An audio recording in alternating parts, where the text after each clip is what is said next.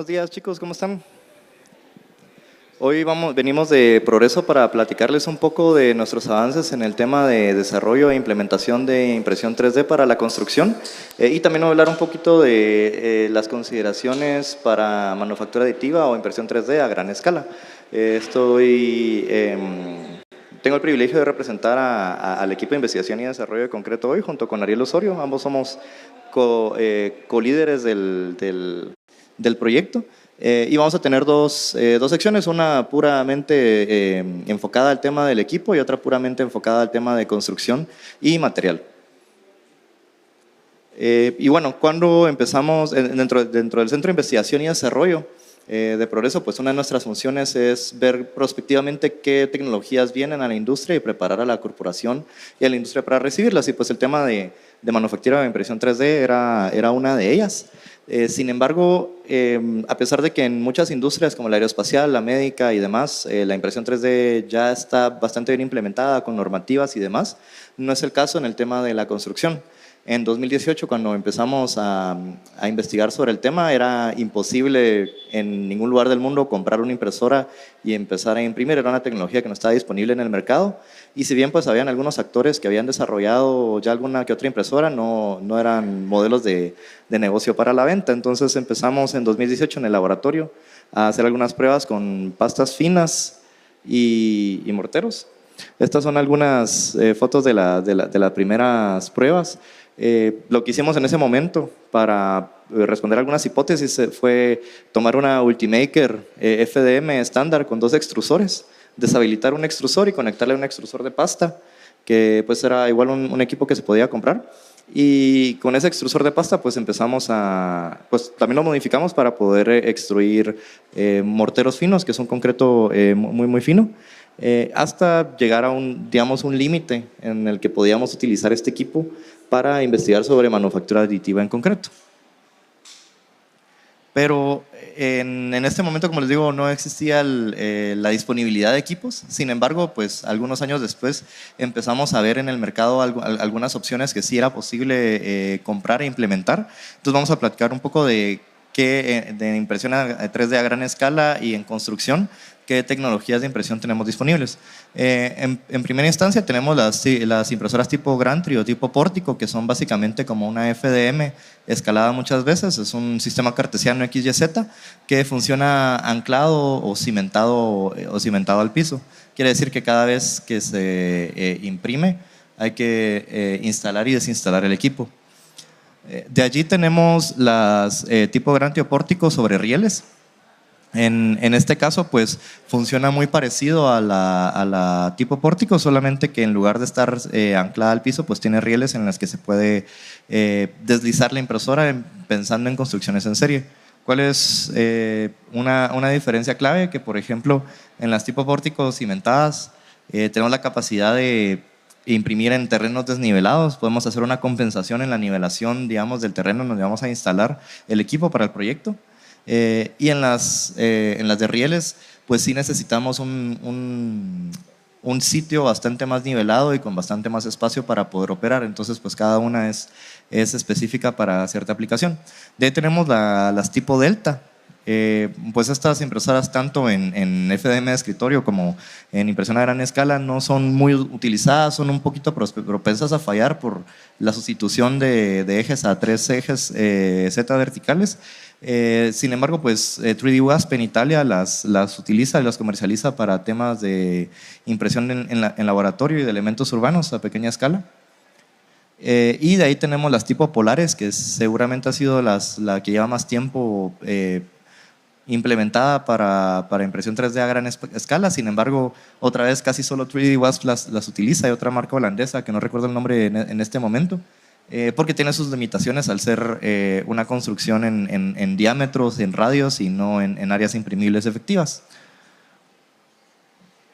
Y por último tenemos los brazos robóticos, que pues más allá que una impresora, un brazo robótico nos permite replicar coordenadas y el aditamento que le pongamos al extremo del brazo va a ser el que nos indique la funcionalidad. Podemos adaptar en este caso para concreto una bomba de concreto para poder extruir el material, pero como también podemos instalar cabezas láseres, como podemos instalar routers NCs. Entonces, ¿cuál es una de las diferencias claves que me gusta mencionar con respecto de los brazos robóticos con las otras tecnologías?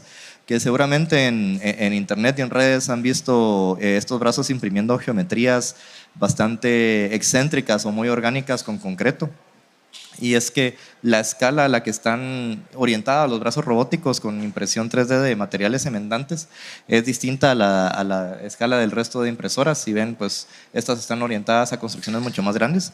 Entonces el material también es distinto y digamos que el material desarrollado para este tipo de impresoras está digamos, suele ser más caro y tiene una huella de carbono más alta porque necesita que se endurezca muy, muy rápido, lo contrario a las impresoras de gran formato, en donde necesitamos un material que tenga un tiempo abierto, un tiempo de trabajabilidad más amplio para que haya una buena adherencia entre capas. Porque a diferencia de las impresoras de polímero, pues estamos trabajando con un fluido y no con un polímero que… o no con un termoplástico, perdón, que al momento de enfriarse pues se queda totalmente estático.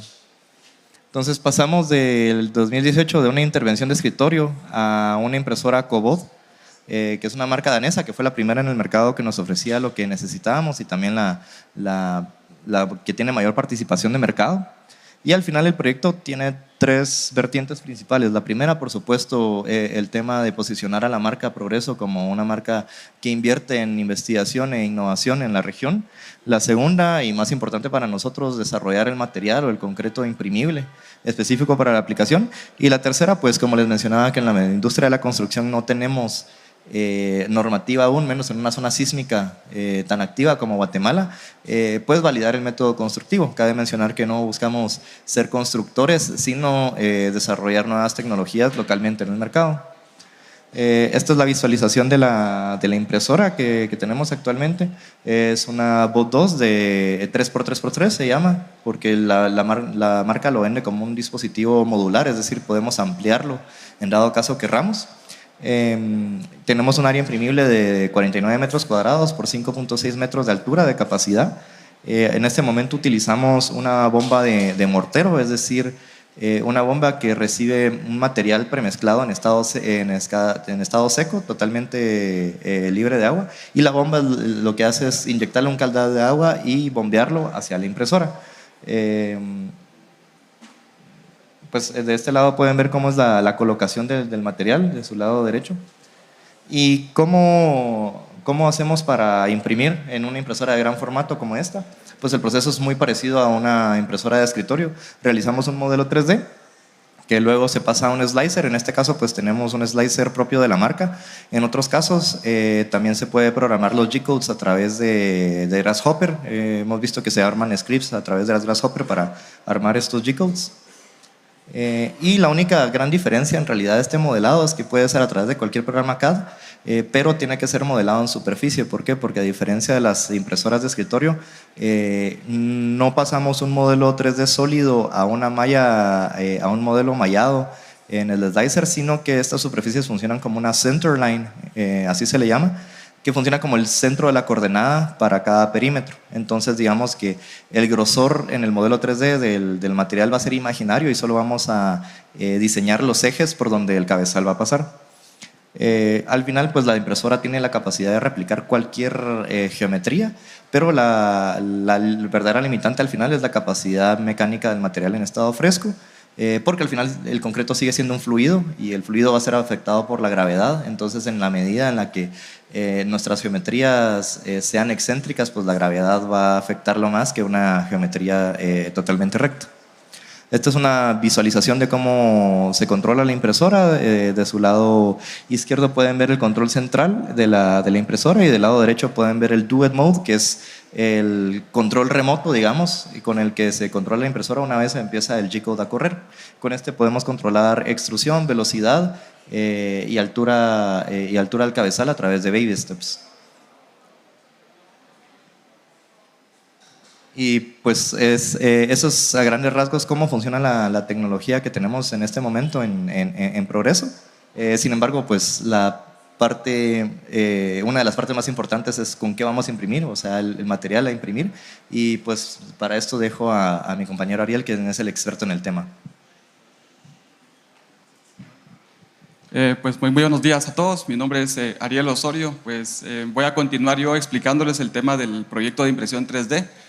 Manuel daba inicio, digamos, contándole los objetivos, el cual nosotros nos trazamos. Y en esa línea, justamente, uno de los objetivos es el desarrollo del material. Y para contarles un poco, digamos, cuando la impresora vino en el 2022 a Guatemala, porque en su momento fue la primera en Latinoamérica, ese tipo de impresora, nosotros desarrollamos la mezcla, que sería en este caso la mezcla 2. No teníamos todavía la impresora y la teníamos preparado el material. Aún así, logramos imprimir, como pueden ver ustedes ahí. Sin embargo, las propiedades que tienen no eran lo mejor. Queríamos nosotros evolucionar, cambiar, digamos, adiciones, cambiar aditivos, cambiar componentes prácticamente, ver qué dosificación, para ir variando el comportamiento reológico del material hasta tener una mezcla, como pueden ver ustedes, la 4, por ejemplo, ¿no? Que ya se ve pues de alguna forma con una apariencia más fina y por otro lado la robustez que le daban el proceso de impresión. Entonces nosotros en esa línea, digamos, de desarrollar y conocer el material, la clave justamente de esto, digamos, en el sentido del material concreto, cuando voy a mencionar tinta, mortero, concreto, me refiero a lo mismo. La clave de esto está en que las capas que van siendo colocadas, las nuevas, soporten el peso de las otras que van siendo colocadas sin que colapse. Si voy imprimiendo muy rápido, digamos, si el material no tiene la suficiente resistencia, lo que haría es colapsar, fallaría. Por otro lado, si voy muy lento, digamos, tardaría el material, digamos, hablando de horas. Cuando pasaría a la nueva capa, quizás ya ha fraguado, ya ha endurecido la primera capa y no pegue, no tenga una buena adherencia. Y ahí me genera un plano de falla desde el punto de vista de estructura. Imaginemos nosotros un muro y a una carga lateral de un sismo, por ejemplo, fallaría a través de ese punto. Entonces queremos nosotros buscar la manera de que tenga primero, soporte el peso de las nuevas capas y segundo, que tenga una buena adherencia. Eso es, digamos, como el secreto prácticamente de esto. Y pues nosotros fuimos prácticamente, como mencionaba Manuel, en ese ambiente controlado, enfocándonos en el material. Cuando nosotros dimos los primeros pasos y nosotros empezamos a imprimir prácticamente nuestros primeros muros, nuestros primeros elementos, cortábamos nosotros unas piezas y lo ensayábamos, porque en estado fresco pues nosotros veíamos que tenía un buen comportamiento. Pero ahora, ¿cómo se comporta el material ante una carga? Cortemos una parte de ese muro y evaluémoslo a diferentes esfuerzos, como pueden ver ustedes acá, a diferente orientación de la capa, para justamente evaluar esa uniformidad que tenía entre una y la otra, y prueba de ello son los cortes que observamos en este lado, que donde se ve pues una carencia en este caso de alguna junta o carencia de algún plano de falla que nosotros, que era lo que buscábamos. Y el otro objetivo es la parte del diseño estructural. Sabemos que en Guatemala y en muchos países de la región tiembla un montón. Prueba de ellos pues fueron todos los sismos que hemos pues prácticamente experimentado. Entonces, en ese sentido, la parte de la tecnología nueva también debe de ir acompañado de todo el estudio estructural que debe llevar para soportar el escenario más desfavorable que tenemos nosotros en Guatemala. Les vamos a contar un poco más en tema de aplicaciones, cuáles son los pasos que nosotros hemos dado y que nos ha llevado a esto. En ese ambiente controlado hicimos nuestras primeras prácticamente aplicaciones, que en este caso se basan desde elementos urbanos. Fuimos desde pequeñas escalas, como mencionaba también Manuel, en la pequeña impresora, pero siempre en ese orden, digamos, como que irle metiendo factores cada vez más complejos al proceso propiamente de impresión, hasta llegar a elementos pues ya un poco más grandes, como por ejemplo las paradas de buses, que son modulares, que justamente hace como 15 días estamos en Jutiapa montando unos módulos de parada de buses como el que se ve ahí. Nosotros pues estamos más que todo en una fase de I+D, investigación y desarrollo. Hay proyectos, digamos, no tanto solo prototipo, ahí les voy a contar más adelante. Sin embargo, también estamos en esa parte de mostrar todas las potenciales capacidades que tiene este proyecto en cuanto a impresión.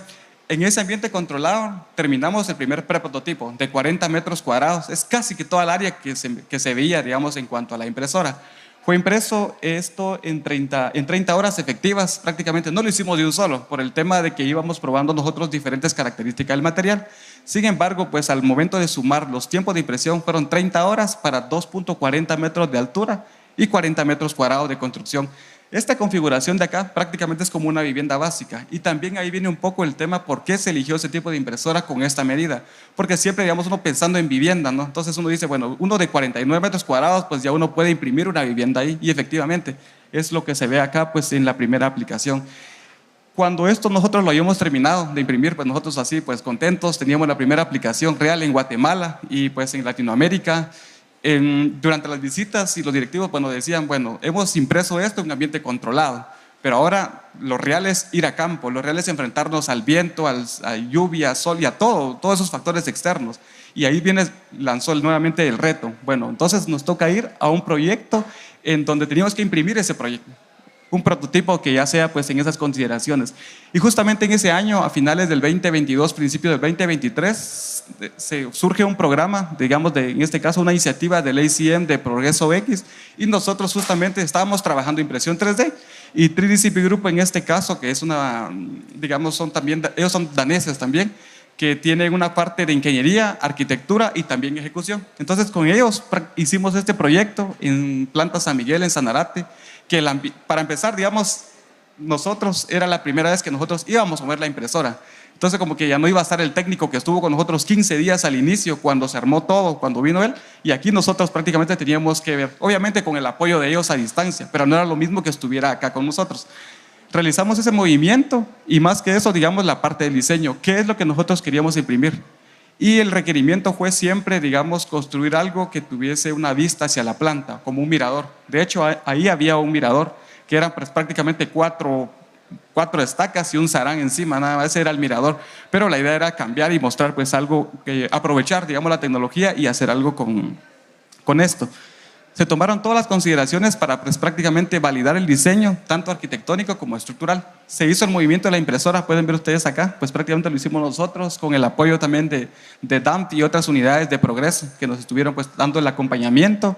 Y pues aquí hablamos de días para trasladar, para mover y para armar. Ahí les vamos a contar también como parte de las lecciones aprendidas, y como también ustedes sabrán el tema de práctica, cómo uno va optimizando los ahorros en tiempos.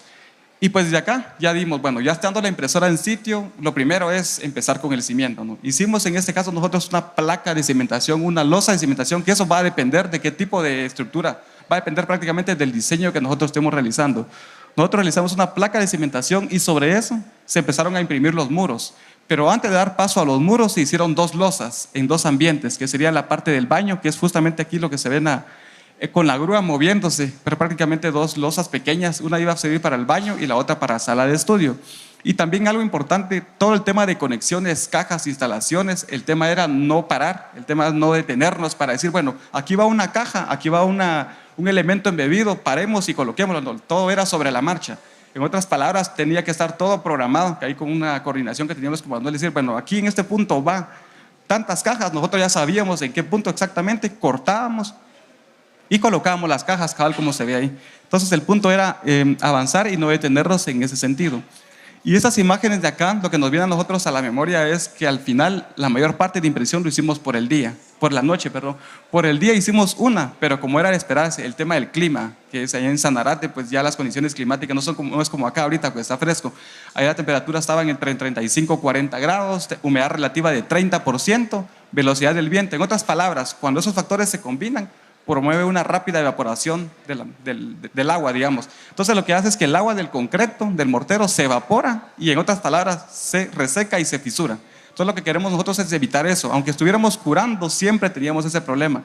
Nos pasamos todo por la noche y pues prácticamente empezamos alrededor de las 5 de la tarde y paramos entre más o menos medianoche, más o menos por ahí. O dependiendo si el ritmo de impresión iba bastante, digamos, como avanzando, pues nosotros hacíamos una hora más de impresión y a la 1 de la mañana terminamos prácticamente de imprimir. Y nos fue mejor bajo esas condiciones. Y pues acá se puede ver ya otras vistas del punto de vista de la construcción del techo. Tal vez algo que no he mencionado es que este proyecto fue concebido para ponerle una estructura liviana, no una losa maciza de concreto, sino que íbamos como eso, como les mencionaba, empezar desde pequeño, cada vez irle metiendo más factores de complejidad a la estructura para que finalmente vamos a mostrarle más adelante hasta dónde hemos llegado. Es más fácil, digamos, diseñar desde el punto de vista estructural algo que está como pues un elemento, digamos, emboladizo, que algo que estuviera empotrado por todas las consideraciones de diseño. Colocamos nosotros estas cubiertas, sin embargo, en 2 ambientes sí tiene losa maciza, porque siempre era el tema de que, bueno, ¿y cuándo vamos a hacer una losa, un prototipo con una losa maciza de concreto? Y ahí pues ya viene el otro proyecto que les voy a contar adelante. Aquí otras vistas más de cómo quedó en la parte del interiores. Pues al final, este tipo de estructura, al tener pues una rugosidad, al tener pues una apariencia de, como se ve acá, pues no quisimos eliminar, por así decirlo, cambiar el patrón, en este caso, entre una capa y la otra, justamente para ver el tema de la impresión 3D. Pero en unos ambientes sí que nosotros colocamos una parte como de repello o revoque para evitar que el agua pues quede salpique y se genere algún tipo de sedimento entre una y la otra. También es verdad que la boquilla se puede cambiar y cortarle uno la rebaba y quedar con un acabado más liso. O sea, esas son las opciones que uno pues puede ver. Aquí son las vistas generales del proyecto y pues fueron 26 horas efectivas las que nos llevamos para imprimir esto, de 49 metros cuadrados y 3 metros de altura. Vamos a ver, sí, aquí pues podemos ver así rápidamente el proceso de impresión, como les comentaba, las propiedades del material. Fueron las primeras que prácticamente realizamos con ellos. Aquí estuvimos trabajando en conjunto con los daneses, en este caso con 3DCP Group, que estuvieron con nosotros en todo el acompañamiento. En el espacio que queda entre una capa y la otra, ahí es donde colocamos todo el tema de elementos embebidos, ductos, cajas, todo el tema de agua potable y drenaje, todo va ahí. Posteriormente eso lo llenamos con un concreto autocompactable para que ya quede un muro sólido prácticamente. Vamos a mostrarles más adelante. El siguiente proyecto. La diferencia entre alfa y beta, bueno, ya habrán visto algunos, una principal, ¿no? El tipo de cubierta. Pues justamente esa fue una de las primeras diferencias que hicimos, el tipo de cubierta, que esto ya está diseñado con una losa maciza de concreto. Y también eso, pues de alguna forma a uno le despierta esa curiosidad de decir, bueno, entonces vendrá ya un segundo nivel, vendrá ya algo diseñado para un segundo nivel, y justamente íbamos en ese nivel de complejidad. Y por otro lado, el tema de ejecución. El proyecto beta ya fue ejecutado 100% en progreso, 100% en casa, digamos, ya no con el acompañamiento que sí tuvimos en el alfa con los daneses. Toda la parte de diseño, arquitectura, estructural y la parte también de ejecución. Siempre también tomando en cuenta las consideraciones de sitio. Bueno, si ya estaba el alfa ya impreso, construir el beta había que tomarlo en cuenta para que tuviera pues toda una armonía entre un elemento y el otro y pudiera pues tener la parte del ensamble. Aquí algunas fotos, unas imágenes de cómo se ve internamente. El proyecto alfa es un área de uso múltiple, mientras que el beta ya es un área digamos, de reuniones corporativas. De hecho, el gerente de planta nos dijo, bueno, queremos construir el alfa y ahora hagamos el beta, pero para que yo pueda tener reuniones con mi equipo y poder, por otro lado, pues, tener vista hacia la planta. Y justamente pues va en esa línea. Algunos datos también, fueron 32 horas efectivas este proyecto beta en comparación con 26 del alfa, pues muy parecido de la verdad.